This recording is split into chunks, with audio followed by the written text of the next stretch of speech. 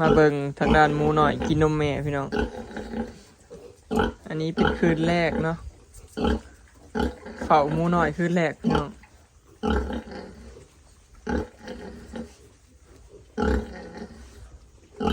มื้อแรกแม่เพิ่นก็บ่ค่อยย่างดอกเพราะว่าเมื่อยได้ลูกเมื่อยแล้วก็นอนสลายให้นอนให้ลูกกินนมเนาะ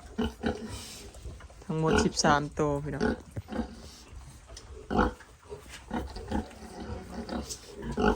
ช่วงมื้อแรกเนี่ยมันก็สิยากแบบจับใส่นมหั่นล่ะพี่น้องเดี๋ยวต่อไปก็บ่ยากจับใส่นมดอกเพราะว่าหูเต้าแล้วเห็นหูคักแล้วก็แข็งแห้งแล้วก็มันก็ดูดกินเองดอกยากแต่มื้อแรกสบายดีเด้อพี่น้องสบายดีบ่ทุกคนเนาะสบายดียามเด้อพี่น้องกินข้าวแล้วอาบน้ำแล้วก็ออกมาเนาะมี FC เพิ่นว่าเป็นยังต้องเฝ้าเนาะหมู ก็ตามที่เห็นเนาะพี่น้องแบบมันสิมีหมูน้อยที่มันหยอดสินะที่มันบ่แข็งแรงว่าซั่นซะถ้ามันแข็งแรงบ่สุโตน่ะก็คือบ่ต้องเฝ้าเนาะบ่เฝ้าก็ได้เฮาก็เบิ่งตามหมูเฮาอันนี้มันมีหยอด3โตบ่ก็เลยได้เฝ้าพี่น้องกับอีกสาเหตุหนึ่งก็คือเฮาบ่มีกรงคลอดบ่มีกรงคลอดบ่มีกรงแม่เลี้ยงลูกเด้มี2กรงเลยกรงหมูบ่ให้เฮ็ดเป็นแบบนี้เลยเฮ็ดเป็นโล่งๆอยู่นำแม่นั่นนี่เลยเนาะบ่ได้มีกรงคลอดกรงหยังเขาจะได้ฟาร์มใหญ่เขาสิมีกรงคลอดกรงอนุบาลกรงอยู่นำแม่สินะแต่เฮาบ่มีเด้พี่น้องเฮาเฮ็ดแบบนี้เลยเลี้ยงแบบปล่อยแบบอยู่นำแม่ธรรมชาติเฮ็ดเป็นคอกไปนี่เลยมันลงทุนหลายพี่น้องคันเฮาลงทุนกับหมูแบบให้มีครบหมดทุกอย่างมันลงทุนหลายเด้เฉพาะกรงคลอดนี่ก็ประมาณ 2-3 พันแล้วกรงคลอดต่ออันนึงรายละบานี้กรงที่แม่อยู่กับลูกนะครับเกือบ10,000แล้วอันนั้นก็ประมาณ 7-8 พันนี่เห็นเขาขายกันมันลงทุนหลายพี่น้องหมูสมมุติหมูแม่หนึ่งนี่ก็หมูลายแม่เนี่ยมันก็ได้ใช้ทุนหลายเด้บอยก็เลยบ่ได้เลือกเฮ็ดแบบนั้นเฮางบบ่หลายกันเฮ็ดแบบนี้เอาเนาะเฮาก็เน้นพื้นที่เฮาซื่อๆเฮาก็เสียแต่ใส่เห็ดปูนอ้อมซื่อๆเด้เฮาบ่ได้เสียหลายอย่างเนาะบ่อยากเฝ้าก็ได้พี่น้องว่าง่ายซะแล้วแต่ผู้อยากเฝ้าเนาะเลี้ยงหมูกับคำว่าอยากเผากับปล่อยตามมีตามเกิดกับตัวรอดกับรอดตัวตายกับยามันอย่างสินะแบบนั้นก็ได้เนาะแล้วแต่เนาะกับโบติบวากันท่านเฝ้ากับเปอร์เซ็นต์ตายนี่สีน้อยมาซาพี่น้องเพราะว่าเผื่อผ่านไป1-2 มื้อมันก็แข็งแห้งขึ้นในหมูนี่แหละเนาะสาเหตุที่บอยต้องเฝ้าพี่น้องปล่อยอยู่ในแม่บ่ได้พอเวลาแม่บ่เห็นแม่เพิ่นเหยียบหรือยังเหยียบบาดเดียวกับขาหักเลยขาคันหมูขาหักเจ็บขาเจ็บแข้งช่วงยังน้อยคือแล้วเลยพี่น้องปัวบ่อยากเศร้าเลยฉีดยาก็มีแต่มันบ่อยากรอดว่าซั่นซะคันได้เจ็บแข้งเจ็บขาแล้วฉีดยามันก็บ่อยากเศร้าเลยมันยังน้อยโพดนะปัวยากว่าซั่นซะพี่น้องคันเป็นนั่นเป็นนี่มา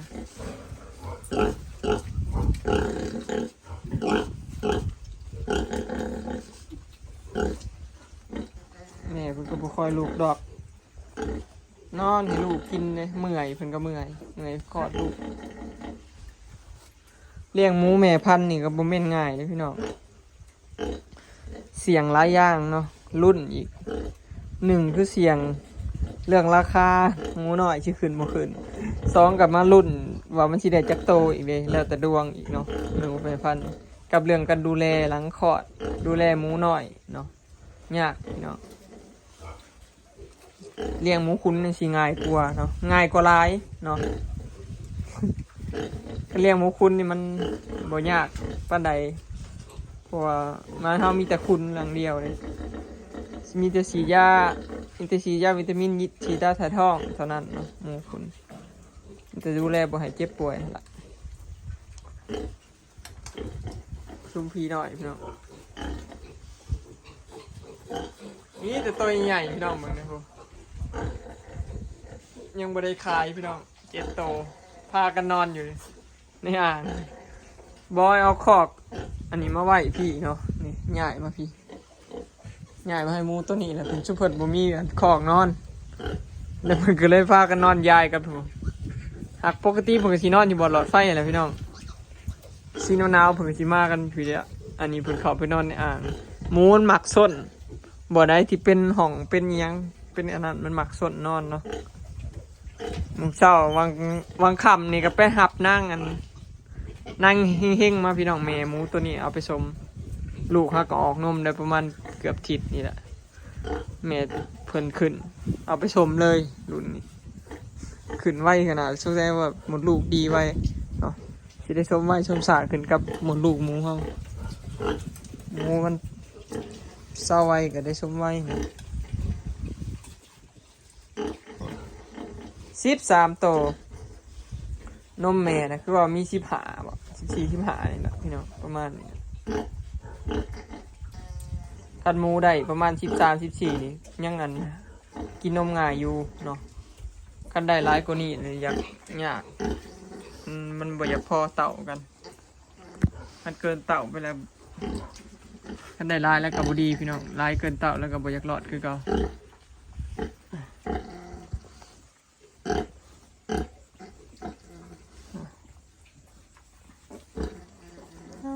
เนาะหมอนี่ใหญ่กว่าหมอดำซัมมูออกซัมมูเกิดได้3-4 มื้อหมูตัวนี้พี่น้องใหญ่อีนี่รอตัวใหญ่ก็น้อยหยอด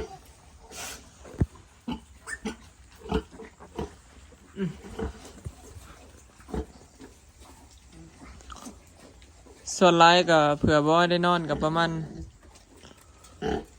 กินหมูกินนมแล้วอยู่สินะพี่น้องแบบกะเวลาบ่ได้นะมันเถื่อกับบ่ได้นอนดอกมันแบบว่านอนกับมันภาวานะหมูได้ยินหมูห้องมันคนก็ตื่นอยู่สินะมันเสดิร์ดอยู่สินะพี่น้องก็เลยกลายเป็นแบบนอนกับบ่ได้นอนอยู่สินะนอนกับมันนอนแบบนี้ก็นอนบ่อยากหลับเด้นี่คือนอนบ่อยากหลับนี่ตัวน้อยเนี่ยมีซองแล้วก็นี่อีกตัวหนึ่งพี่น้องเด่นทางในเด็กเก่งๆน้อยหยอดแต่ว่าแข็งแห้ง2 ตัวนี่มีตัวนี้พี่น้องนี่มันบ่อยากแข็งแห้งนี่ตัวนี้มันปล่อยไว้นี่มันเซตรถตัวที่บ่ให้ปั๊มหัวใจเอาน่ะตัวนี้ปั๊มหัวใจเอากับอีกตัวหนึ่งตัวนี้ปั๊มหัวใจเอาฝืนเกือบตายหมูสุดนี่บ่ค่อยงามพี่น้องบ่ค่อยเสมอมันมีตัวหยอด2-3 ตัวเนาะบ่งามเท่าสุดหลัง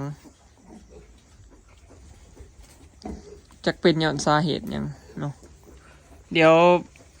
รอบหน้าบ่สิเทื่อหน้าบ่สิฉีดวิตามินเพิ่มขึ้นลองฉีดเพิ่มขึ้นไปอีกแล้วสิลองหาวิตามินเพิ่มให้แม่เพิ่นอีกน้อยหนึงเนาะแล้วสิหาวิตามินดีๆลองเบิ่งก่อน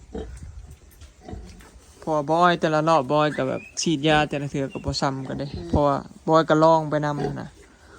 บางเทื่อก็ฉีด 2-3 เข็มจังซี่นะรอบนี้รอบหน้าก็ฉีดจัก 3-4 เข็มจังซี่นะสิลองเบิ่งแบบเพิ่มขึ้นไปแล้วสิลองหาวิตามินแบบวิตามินอย่างอื่นเพิ่มให้แม่เพิ่นอีกนะเพราะอย่างอื่นบอยก็บ่กล้าให้เด้พี่น้องแม่ม่านนี่แบบแม่ตั้งท้องให้แล้วยามมันแท้งนะแบบบ่อยากให้มั่วๆนะฉีดยาหลายก็บ่ดี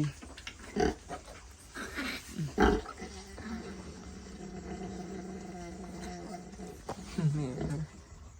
เอาหูดังมาเกิดเสร็จไว้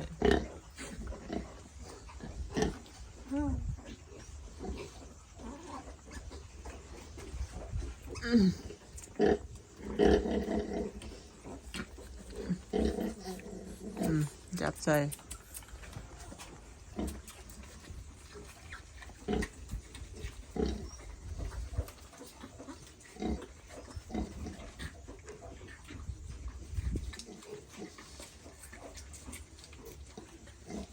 บ่เฝ้าบ่ได้พี่น้องบางเทื่อมันดูดนมบ่ถึงมันหย่างไปเรื่อยๆเลยมันบ่ได้กินนมออกไปมาเฮาก็เฝ้าออกแต่นมแม่ปุ๊บก็จับยัดเข้าคืนจังซี่นะ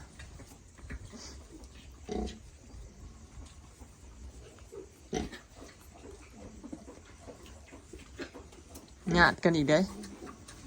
ต เต่าไผเต่ามันเลยพี่น้องญาติกันอยู่แหล้วบ่ได้กินส่วนหลายเบิ่งนี่เห็นบ่นมบ่ได้อึดหักญาติกันแต่เต่าเดียวนี่ญาติกันกิน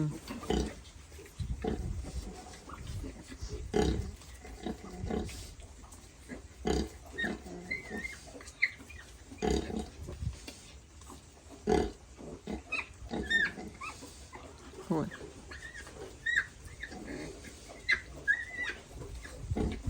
เริ่มหันแล้วผ่านมือนี้ไปก็คือสิหันกว่าเก่าอยู่แล้วหางก็ตัดให้เรียบร้อยตัดสะดือตัดหางเนาะตัดแขว3อย่างพี่น้องหมูคอดใหม่ดุหมูอีก3 มื้อ4 มื้อนี่ก็ฉีดธาตุเหล็กให้เนาะฉีดยาธาตุเหล็กให้จังสิอ้วนขึ้นบางคนก็ฮอด7 มื้อก็ฉีดให้อีกจังซี่นะตัวแม่ประมาณ11โตพี่น้องประมาณ10-11โตนี่แหละตัวแม่อีก2โต2-3โตน่ะตัวเทิกคือว่าหมูแม่นี่มีแต่ได้ลูกตัวแม่เห็นบ่ตัวแม่เบิดเลยเลี้ยงมันบ่อยากใหญ่ตัวแม่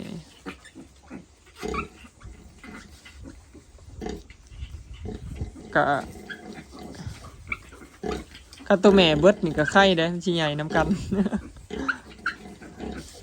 อีก3 มื้อพี่น้อง3 มื้อ4 มื้อลงทัดเล็กแล้วก็7 มื้อก็ตอนทำเนาะ6-7 มื้อก็ตอนทำหมูหน่อยพี่น้อง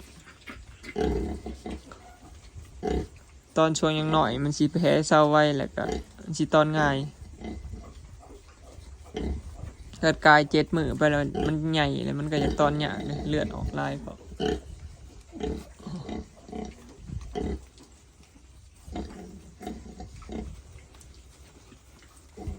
ยังบ่ฮู้สินอนใส่พี่น้องบ่ยังบางเทื่อก็สินอนอยู่คอกหมูแล้วเทื่อก็สิปลุกเป้นอนอยู่ในหน้านี่แหละเทื่อก็เขานอนเฮือน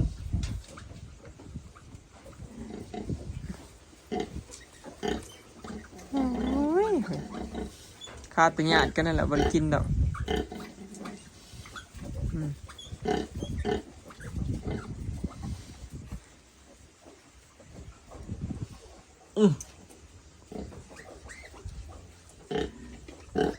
ขี่กันกินคือหมาหัวซากแกแท้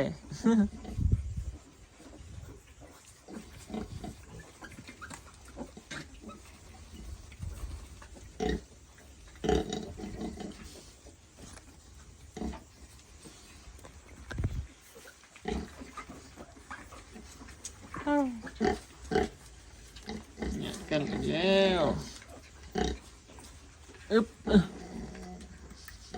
สุดท้ายพวกน้อยบ่ทันหมู่พี่น้องสุดท้ายมันจะได้จับนมใส่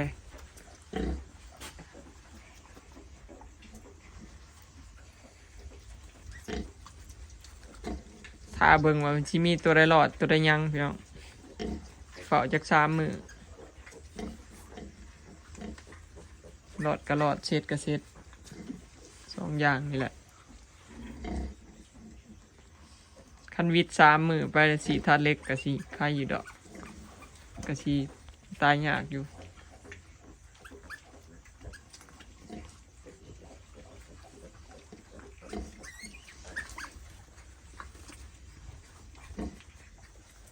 โอเคเนาะพี่น้องคลิปนี้ก็สิขอเก็บภาพบรรยากาศไว้สำนี้เด้อเนาะเฮงรับปีใหม่พี่น้องเนาะหมูอีแม่ได้ลูกแล้ว13 ตัวเนาะเฝ้าหมูกันต่ออีกบัดนี้คลิปนี้ก็สิขอเก็บภาพบรรยากาศสำนี้เด้อเนาะพี่น้องฝากเป็นกำลังใจฝากเบิ่งคลิปให้เด้อเนาะไปแล้วสบายดี